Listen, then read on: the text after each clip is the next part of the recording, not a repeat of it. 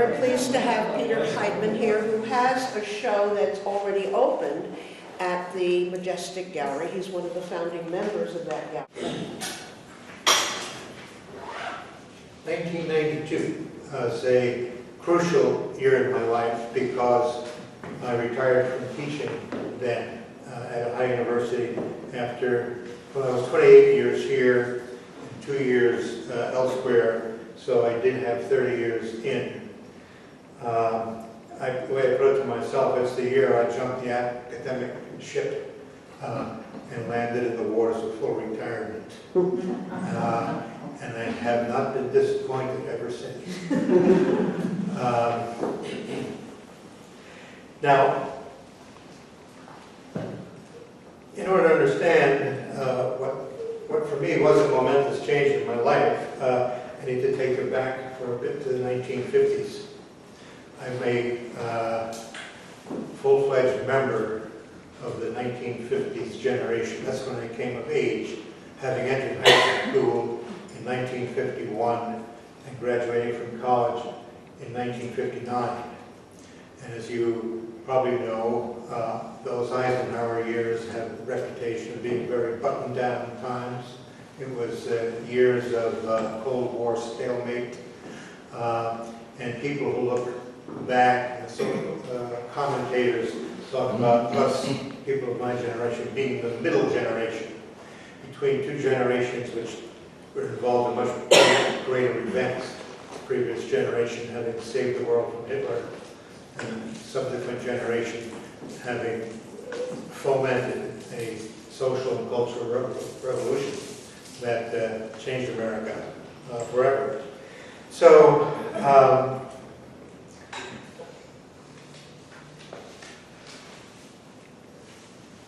in connection with this, what it means to have been come of age in that decade, I came across a review of a book about Jack Kerouac, in which the reviewer said that the gospel of the 1950s was home, family, and maturity. Then he goes on to say that Jack and his meat friends created a rival myth about spontaneity, flight, and living on impulse. And when I was a senior in college, it wasn't assigned it, but I picked up a copy of On the Road and was excited to read about his adventures with his friend Cassidy. But it never occurred to me that I might do anything like that. No. Remotely like that. So that I completely accepted this prevailing gospel, as the reviewer calls it, of home, family, and maturity. And looking back at this, I'm reminded of something Thoreau says at one point in Walton. He says, "If I regret anything, it is my good conduct. What demon possessed me that I behaved so well?" My demon, I would say, was a sense of capital R responsibility. And this, which I take to be the chief manifestation of what was thought of as social maturity. So this led me into marriage, graduate school, and a 30-year teaching career. Okay, now this gets us back to up to 1992 again. I had just turned 55. As I said, I had 30 years of teaching, so I had this. It might seem, and my colleagues were astonished. Hadn't seen it coming. I hadn't told anybody, but in my own mind, I was ready for it, even though it might have seemed an irresponsible thing to do. But I thought that time was more important than money. But I did have the life raft of my pension, even though it was less. I had that life raft in those waters. So. Why did I do it? I had just gotten exhausted by the routine of, for one thing, many innumerable weekends, I hate to think of how many, spent reading freshman themes. I have had a colleague who I remember telling me if he had the choice, he was offered the choice of spending a weekend reading the 25 freshman themes, which is the number in the class, and untangling a huge ball of paper clips. He'd take the paper clips every time. And the second thing, and the reason a person like me would get into teaching English is because of the love of literature. And even that, I mean, there's no question about my love of it and the love of reading, but there's something that didn't feel right about always trying to stand up and explain a literary work of art to the class and analyze it. And I came across a perfect quote for all this. Anne Sexton wrote a book called Transformations, which is a collection of bizarre retellings of Grimm fairy tales. And of all people, Kurt Vonnegut wrote the preface to it. And he says at the end of the preface, "How do I explain these poems? Not at all. I quit teaching in colleges because it seems so criminal to explain works of art. The crisis of my teaching career came, in fact, when I faced an audience which expected me to explain Dubliners by James Joyce. I was game. I read the book. But when I opened my mouth, no sounds came out." Now, in my case, I kept the sounds coming out. Talk, talk, talk. For those 30 years. That was enough. So I was feeling that there was something missing in my life, and what could it be? A clue to what it was called to my attention when I came across this book that you probably all have heard of, or at least Betty Edwards, Drawing on the Right Side of the Brain. This book, she draws upon the last 15 years of brain research and talks about what had been learned about the different functions of the left side and the right side of the brain. This is common knowledge now. To me, at that time, I don't think I had heard about it before. That the left side functions in connection with word use, the verbal side, rational, analytic, and the right side is concerned primarily with the subjective, the intuitive, the holistic.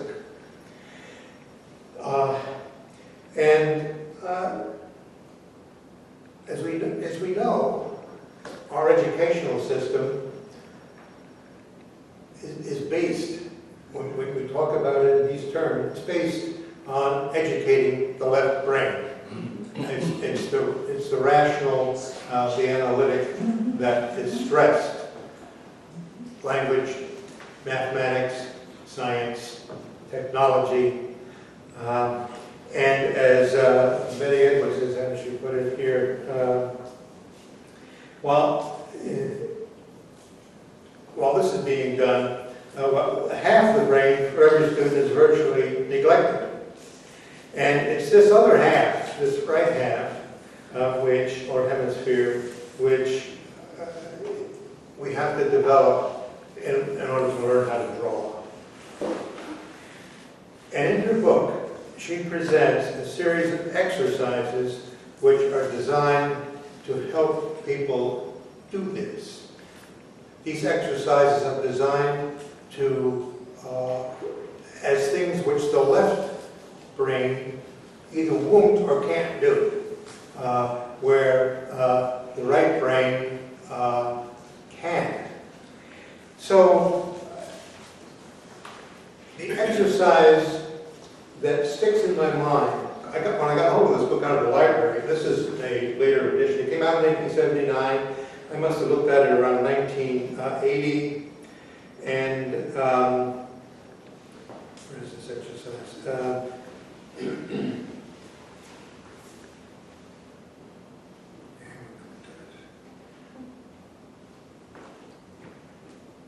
put a bookmark in here.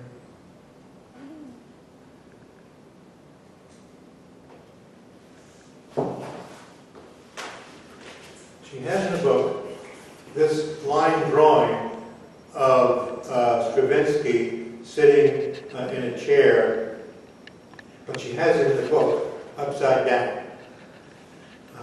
And what she says in this exercise, she says, what you need to do when you start drawing, begin at the top and copy each line, moving from line to adjacent line, putting it all together like a jigsaw puzzle. Don't think of naming anything, just say to yourself, well, here the line curves that way, this line crosses over, making that little shape there, this line is at that angle compared to the edge of paper, and so on.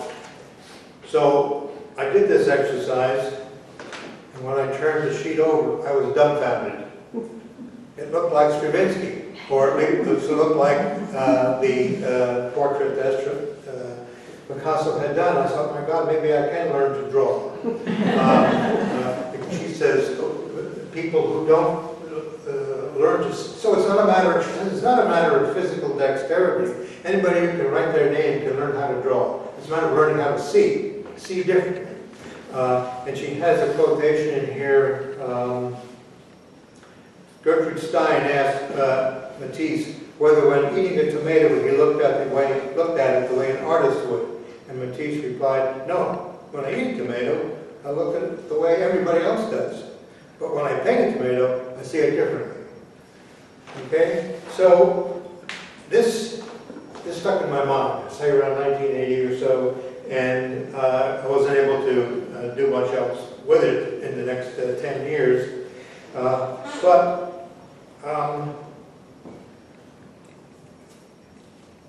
When it came to approaching my 30th year, I knew that I wanted to explore drawing. I didn't know what else I would do. I didn't think of being an artist. I just wanted to learn how to draw. And I then started taking classes in Communiversity. Do they still have that here? Communiversity, where anyone could offer a class and people could take because they were interested in the subject. And a BFA student from Ohio University taught a class in drawing. Her name was Roberta Donahue. And I took that class, and then I continued also with her independently after that. This was in 1991. No, how does this work? It was the year before I retired anyway.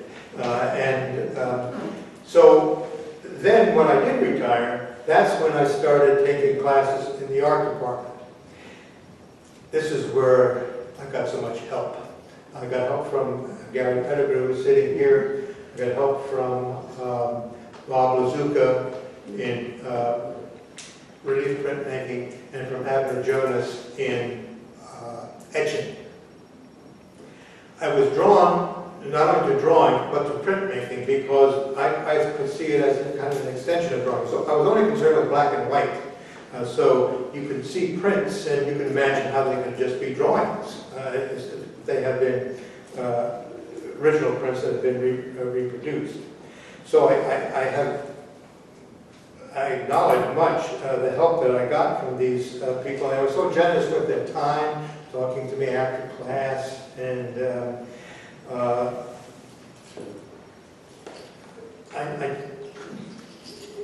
I owe a lot to their help at the beginning. Let's see.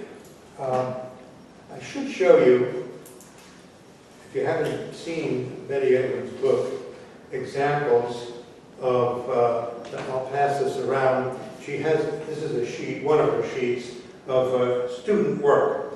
Before they studied with her, how they drew, and after they studied with her. This is 3 or 4 months later. And you can get a sense of how dramatically these people have improved.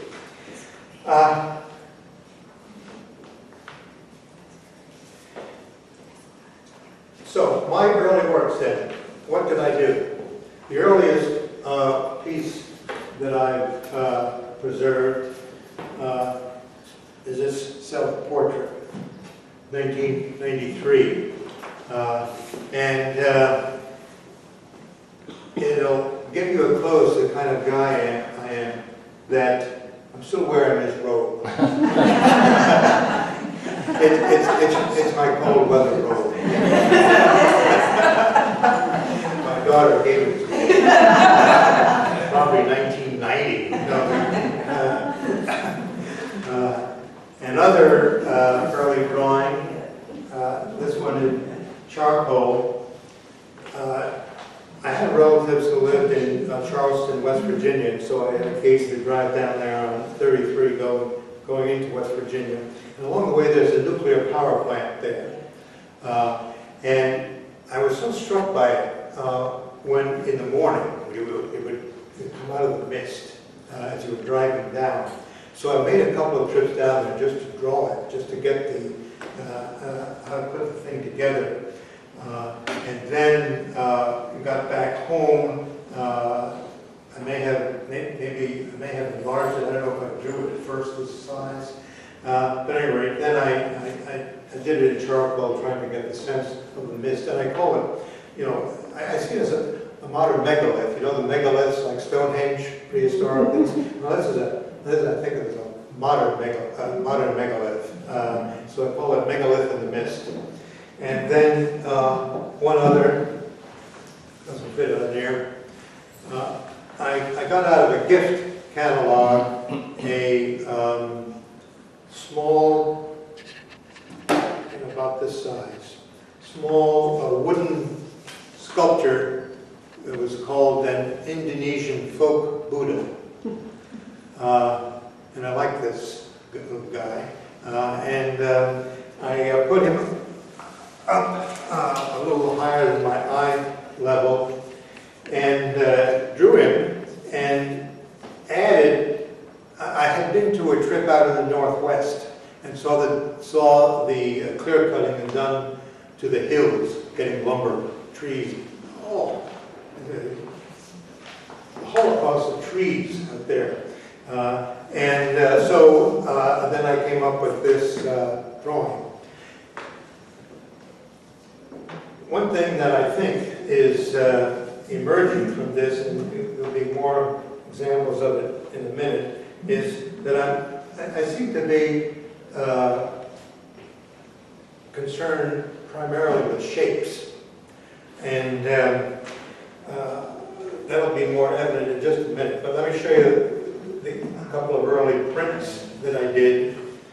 This was in Bob Lazuka's class in wood block.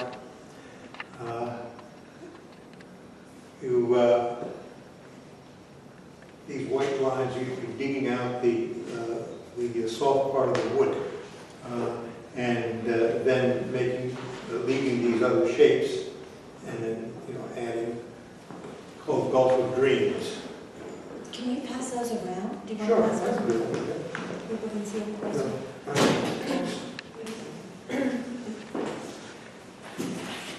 Another one. This was a class that I took with a graduate student whose name I forget. And the assignment, she put some words on little pieces of paper and put them in a box, and the students in the class had to reach out and pick out a word, and then do a print based on the word. The word I got was preservation. So I came up with what I thought of things being preserved in amber, and I looked up in what do you call it? The famous book of quotations, Bartlett's book. Came across this statement of Francis Bacon. We see how flies and spiders and the like get a sepulchre in amber more durable than the monument and embalming of the body of any king. So this is done with a woodblock background with printed in green ink. I used a piece of linoleum in this shape with white superimposed on it, And this I cut out of linoleum also as a stamp, and stamped on the yellow. This thing about, you know, switching over to doing art from what I had done all those years. I mean, I've been preoccupied with words all that time. Here we are, preoccupied with images. But some prints, you see a combination like this of words added to the image. And one of the printmakers that really I liked a lot, he's a guy from the 1950s, is Ben Shawn. This particular one struck me. It's a print of Sacco and Vanzetti, who were executed in the 1920s as anarchists who were accused of killing a couple of security people at some kind of establishment, a factory or a store or something. And it includes his Vanzetti's last words underneath it. So I wouldn't be surprised if this was sort of back there in my mind when I did something like this, and like another work I'll show you in a minute. Okay. Another, I just want to show you this one other picture by another printmaker from the who was very prominent in the 1950s was Leonard Baskin. And incredibly prolific and also incredibly pompous guy. I don't think he'd be particularly good to know, but I sure do like looking at his prints. Because I had heard it once and read some of his, what he has to say. Okay, now, this gets us to about 1994, and I was by this time starting to think I should branch out into color. So I worked with watercolor first as being the easiest. I didn't like in printmaking having to work with solvents because of the oil-based inks. So watercolor was the easiest thing to go to. And one of the first things I did in watercolor, I did take a 3-Saturday workshop with June Carver Roberts. And that's the only instruction I ever had in watercolor. I just got books on it, worked on my own.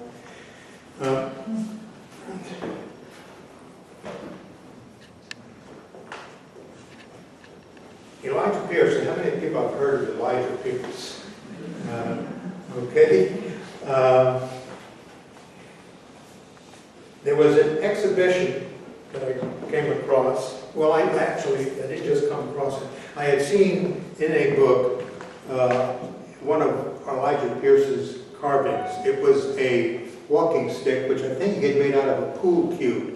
And it took him, I think, 10 or 20 years to do this.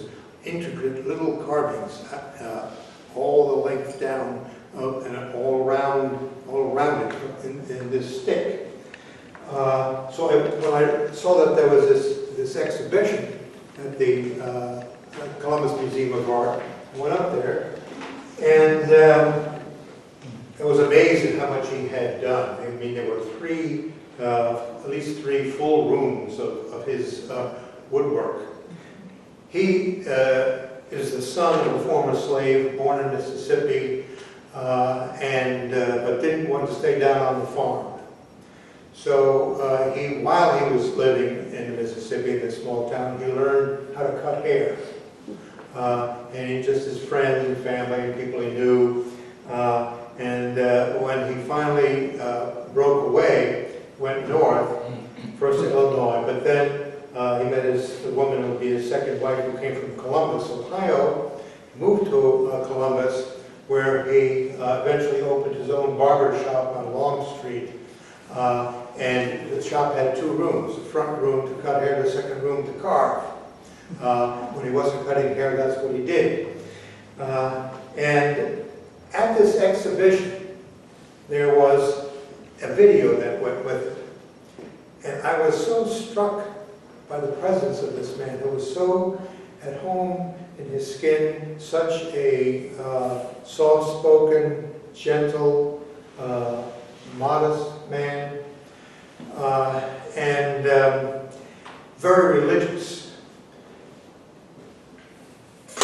He had this ability, gift, to see pictures in pieces of wood.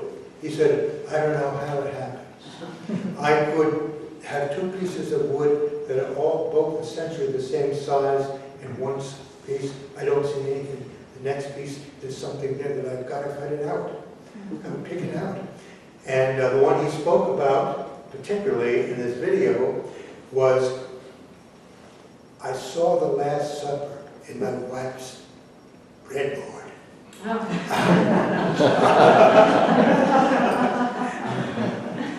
I didn't know whether she would let me go to work on it. Many a good muffin made on that board. But finally, she agreed to let me go to work on it.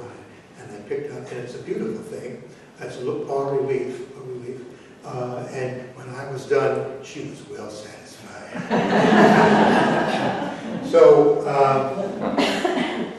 I was inspired then to do something with Elijah Pierce, and this is what emerged. So this combines woodwork with the watercolor. This background is just an inked piece of plywood.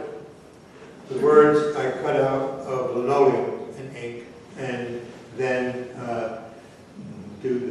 this was based on a photograph of Pierce. And I put the gold thing around. I think there is something a little holy about the man. Now, the next thing are these 4 lines.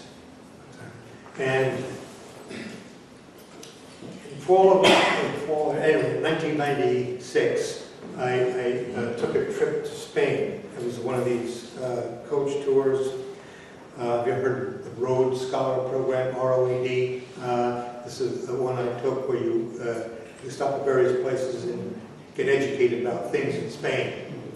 On one day off, on a Sunday in Madrid, I went to a park, and there was a lot of festivity, vendors and acrobats and jugglers, and a mime. And this mime, I forgot the picture.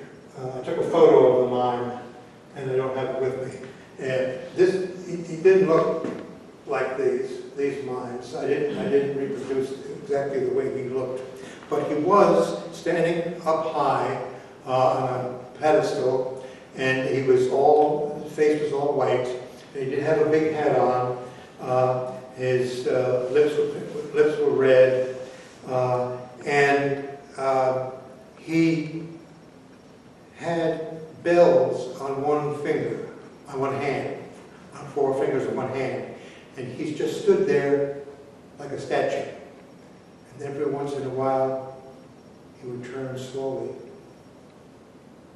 and jingle his bells. And then he'd stay like that for a long time. I don't know how anyone can stay so still. And then he'd go back, jingling the bells again. There was something uncanny about this to me. I couldn't get it out of my head.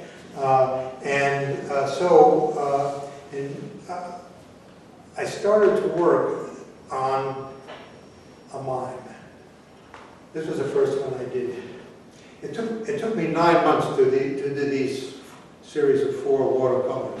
Every single one of them was done multiple times over to get it in a way that I was satisfied with.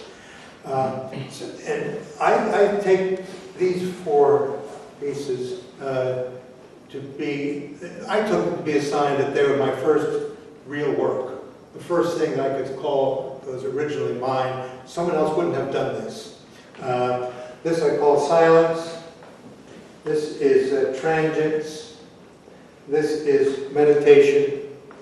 And this is transfiguration. So, and this was then in 1997. And this was the first work of mine.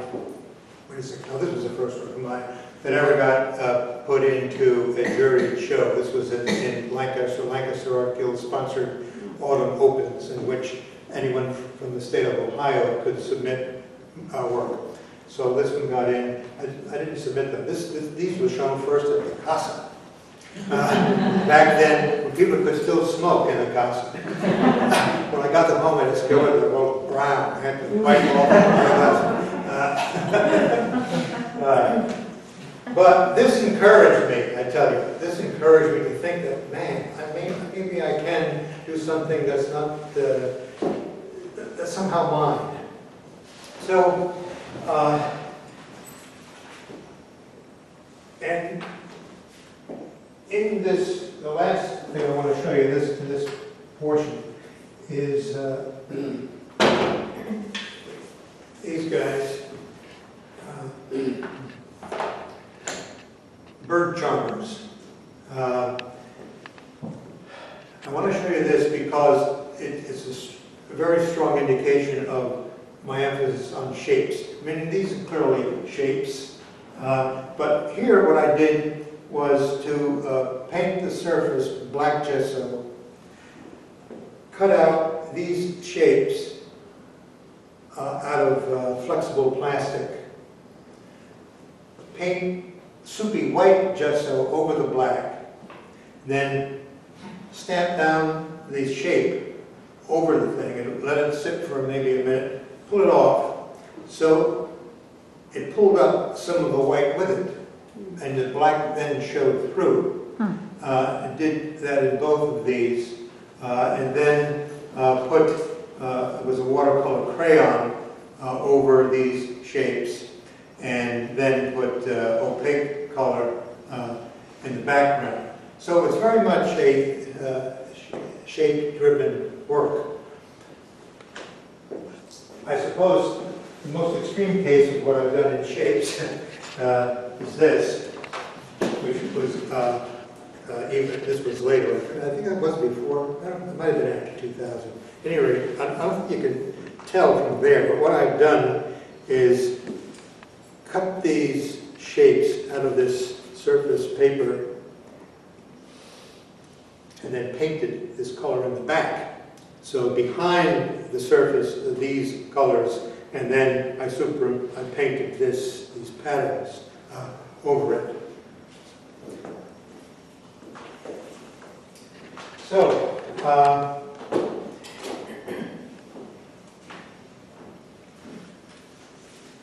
pausing for a minute.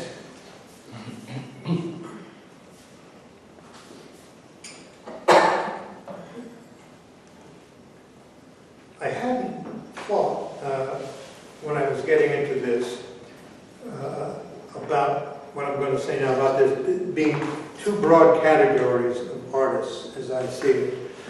I'm speaking more or less about traditional artists. None of the crazy stuff that's going on now.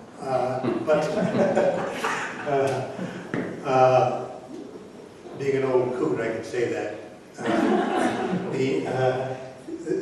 The difference between perceptual artists and conceptual artists.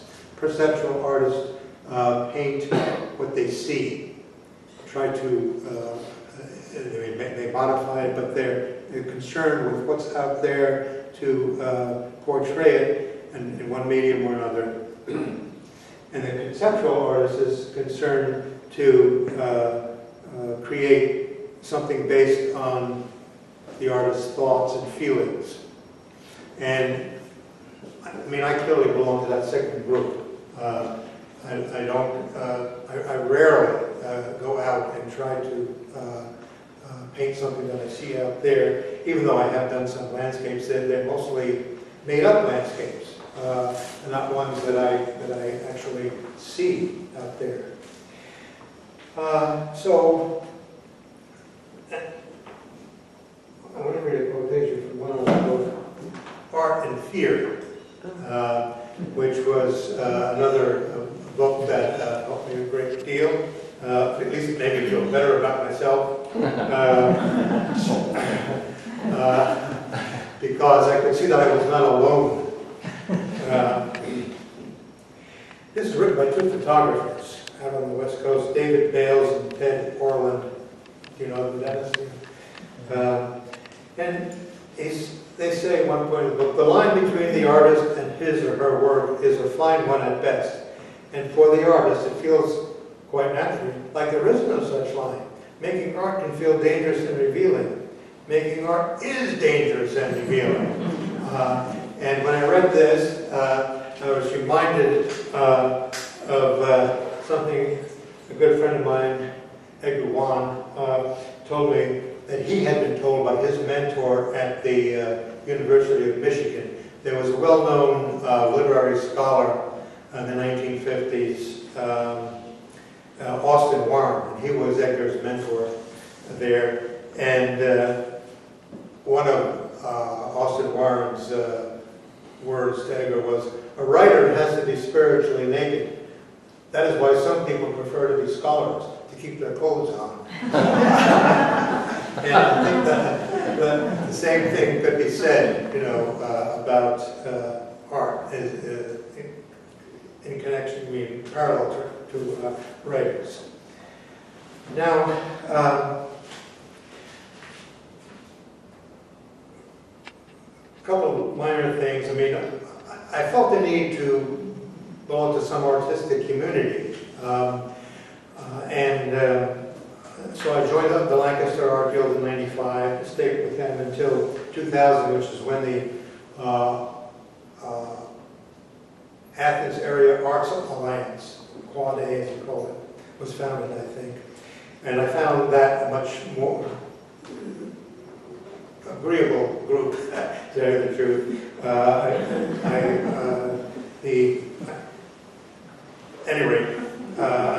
I got help, and I came active in that. I even, for 2 years, installed the shows at Siegfried Hall that we had. And then, jumping ahead, I joined the Majestic Galleries in 2003, was one of the founding members of it, and stayed with them for 9 years, before a second retirement in my life then.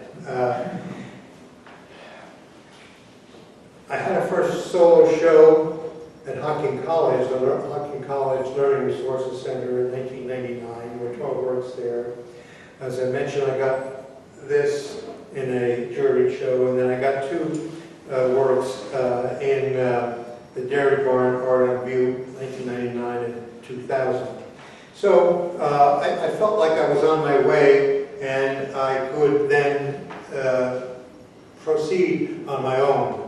Although one other person I have to mention who helped me a great deal, and this was leading up to 2000, was a man by the name of Noyes Capehart Long, who was a North Carolina artist. And I took 4 workshops from him in North Carolina: drawing, watercolor, relief printmaking, and then one I was an independent studies student. I was with the group, but there were 2 of us there who did work of our own while he did other things with the rest of the group.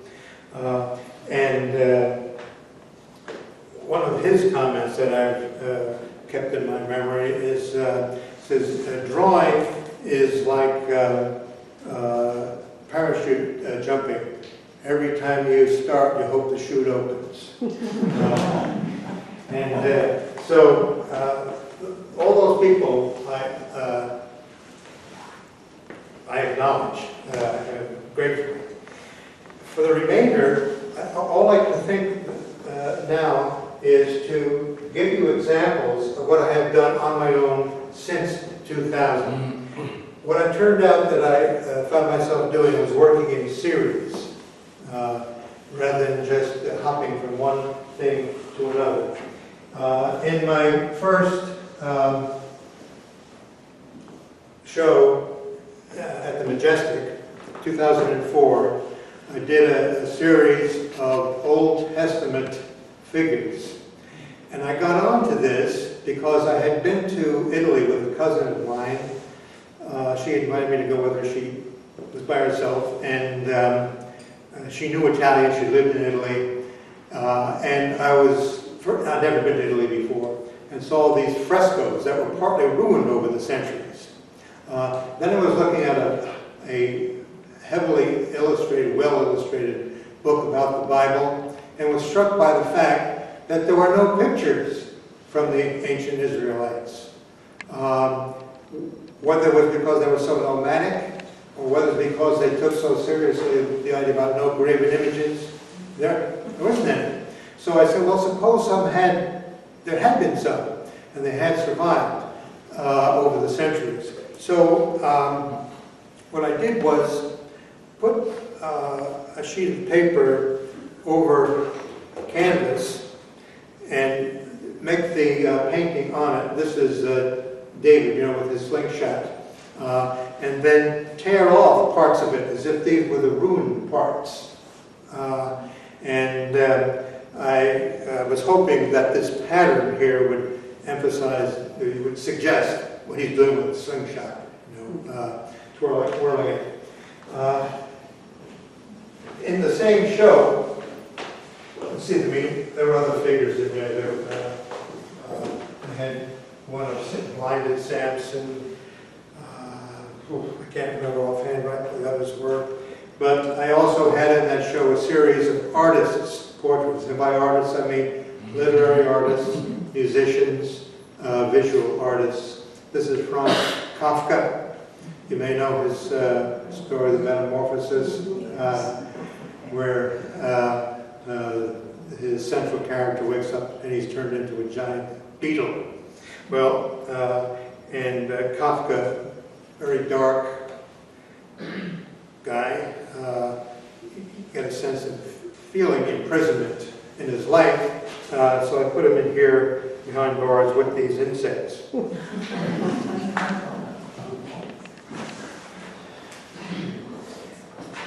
Not knowing that this flyer came out, because all I got was the card, and I saw how severely cropped the picture was in the card, so I thought I should bring this, which is on the flyer. Gladstone showed it to me. This is what I think, this was really the favorite show of mine at the Majestic. It was in 2005, and it was called Pictures for a Quiet Room. And this is called Woman at the Window. And the kind of motto for the show was from Pascal, one of his pensées. He says, all of man's miseries stem from his inability to sit alone quietly in a room. So that is that.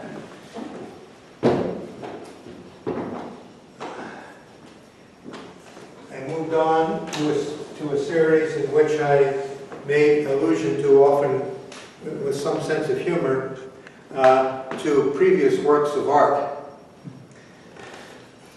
This is Picnic on the Beach. You may know Luncheon on the Grass by Manet.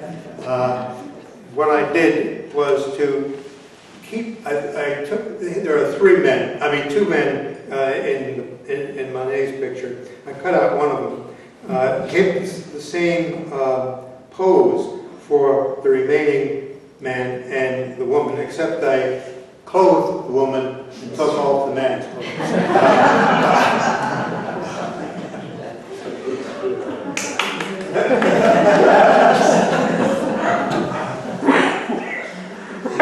Another one was Piero's portrait of a Renaissance duke. He's wearing a red gown. You probably have seen the picture. And he has a broken nose. That's the most striking thing about him. and he got a companion portrait of his wife looking at him. Well, instead of having his wife, I have a crow with his beak getting toward the nose of the Duke. Last year, well, actually, I did a series of what I call appellation drawings, and they were done, I think, 2011. At any rate,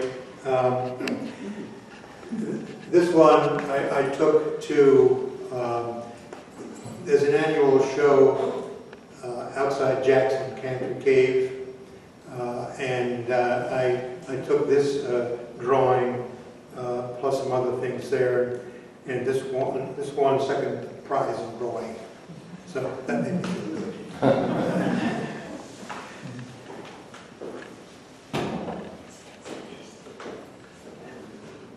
What's the title of that one?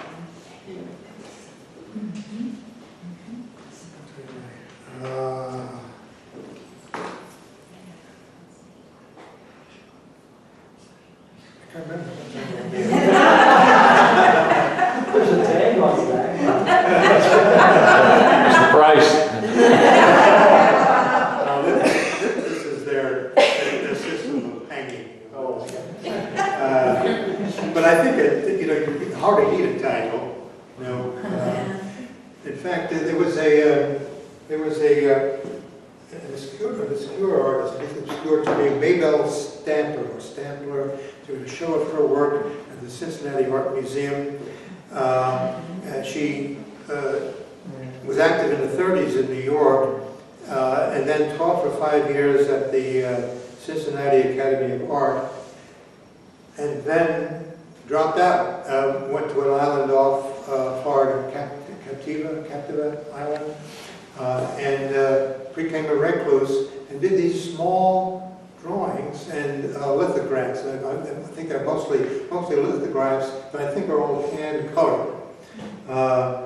And one of her sayings there was, paintings are like music. They both take up a space where words are not needed. So words are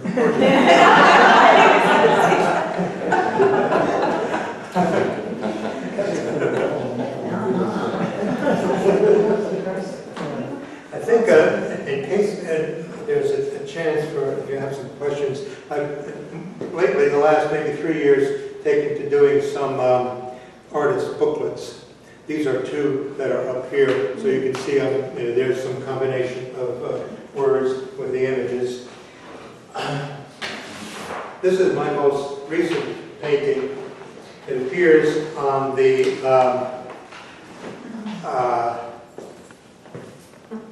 poster that's advertising my show that's at the Majestic right now. I hope you get the idea here. This figure is holding on a stick a mask over the face, and the mask is my face. And then the mask is brought down, and this is what you see. And people ask me, which one am I? And I say both. I see here, one thing I forgot to show you some more prints. I got into making prints of animals, of birds. Here's a beetle. Making use of the word. Identifying crow, O-W-L, and beetle. And the best compliment I ever received was from Noyes Long when I did this at his relief print shop. He said, he looked at it a long time, and he said, that's a print that Leonard Basket himself would have been happy to get leave here. That's an exaggeration, because if you look at Leonard Basket's print, there's nothing this plain. I mean, he's all kind of, as that one other thing I showed you with that figure goes, he's got all kinds of internal lines. But the crow has been something I've done a lot with in various here it is, in various pictures over the years. So I mean, I think of it having become sort of my spirit creature, my totem, and I've been given various crows over the years because people know this. I have a crow pillow on the couch in the living room that my son gave me. I've got a crow rug that another relative gave me. I've got a plastic crow for the garden that's there. And I've got this guy that looks at me from the top of a bookcase in my bedroom. And every once in a while, he calls me. So, on that calling note, I close.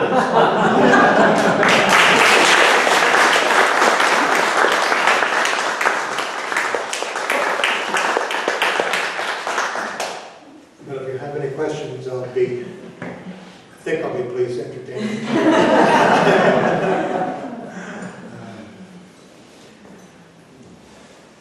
Yes? Is there anywhere you can buy those posters that you have?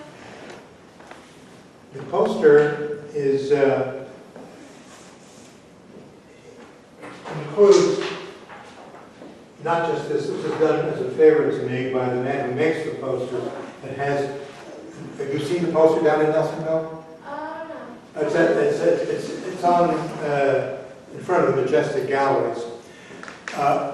If you want, I can get in touch with that man.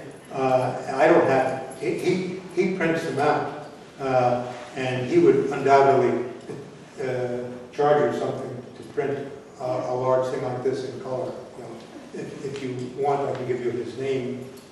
Okay. Thank you. Yeah. I think when a person tries a new venture, you know, Tries to what? a new adventure or a new venture like you did going into art, it's such a risky thing, you know. I mean, how did you keep yourself from stopping and saying, I want to keep going? And at what point did you feel, I think I'm an artist? Well, I started feeling the answer to your first question, second question, when I finished these. When I finished these, I started to feel maybe I am. Maybe I'm getting there, you know.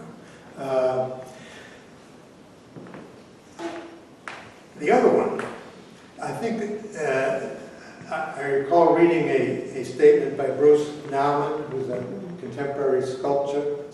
He says, the thing that keeps me going is trying to figure out what keeps me going. It's hard to say what it is, but I think one that applies to me that I was particularly struck by. This was Richard Serra, who said, art is all about concentration, solitude, and determination. And I think that's true. It does take having some place where you can go, where you can do this without interruption for a while. And you need to be focused, but you have to have the will. You know, for some reason I have the will, and I have the determination. You know,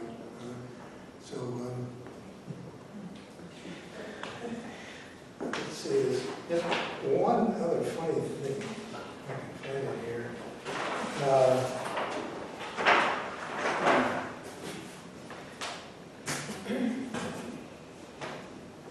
It's in here somewhere.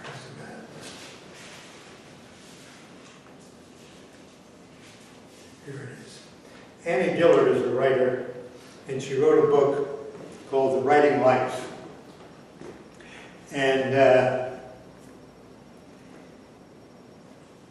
what she has to say about the writing life, it seems to me, is true of the artist's life as well. At least an artist such as myself, who doesn't have to depend on making money on the art to survive, which I don't. I didn't have to scramble for a living through my doing artwork. But in this thing about the writing life, he says, it is life at its most free if you are fortunate enough to be able to try it, because you select your materials, invent your task, and pace yourself. The obverse of this freedom, of course, is that your work is so meaningless, so fully for yourself alone, and so worthless to the world, that no one except you cares whether you do it well or ever. A shoe salesman is nevertheless working usefully. Further, if the shoe salesman fails to appear one morning, someone will notice and miss him. Your manuscript, on which you lavish such care, has no needs or wishes. It knows you not. Nor does anyone need your manuscript. Everyone needs shoes more.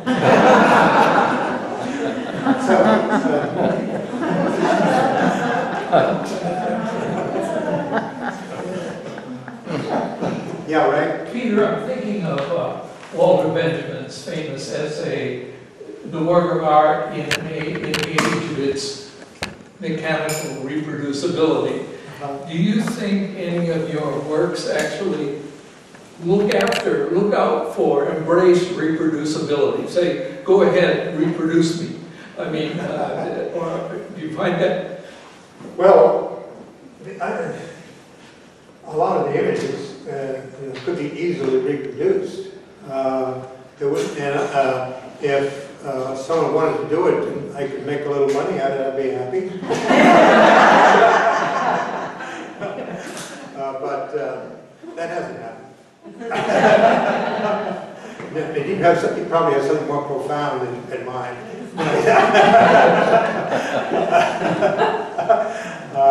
I mean, I don't have any. I mean, reproductions are all over the place. You know, there's no getting away from them, and in a way I suppose we're drowning in them in images. But the first art book I ever bought was